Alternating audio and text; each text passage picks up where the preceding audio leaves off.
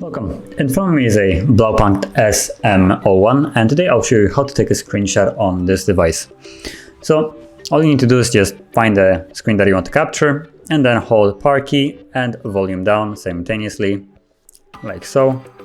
We'll get a little animation as you just seen, and now the screenshot can be found in your photo gallery. So let me find that, wherever the photo, there it is. And as you can see, you have a catalog called screenshots.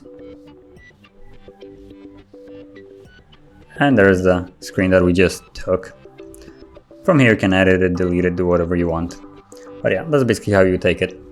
And if you found this video helpful, don't forget to hit like, subscribe, and thanks for watching.